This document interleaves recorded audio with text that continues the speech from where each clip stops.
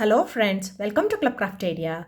If you are new to this channel, subscribe my channel by clicking the subscribe and bell button to get more videos. In this video, we are going to see the basic things what we need to start crochet. So it's just two things, hook and yarn.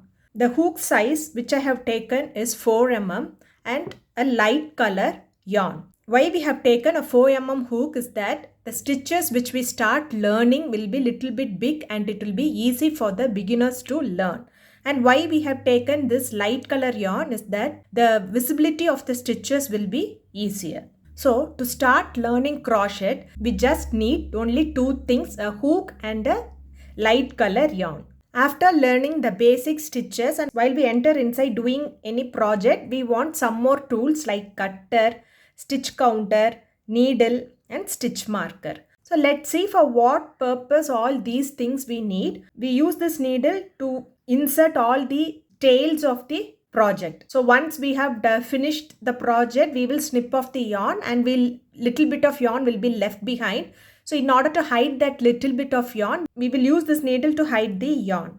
This row counter is used to count the number of rows we are doing in the project. While we are doing blankets, big projects like blankets, dress, we will have to work in many rows. It will be difficult to count the rows or keep the number of rows in mind. So for that, we will be using this row counter to keep how many rows we have completed. So this stitch marker is used to mark the stitches. So if you want to mark the sixth stitch, 1, 2, 3, 4, 5, 6 and you can mark using the stitch marker. So the stitch marker is helpful to mark the stitches.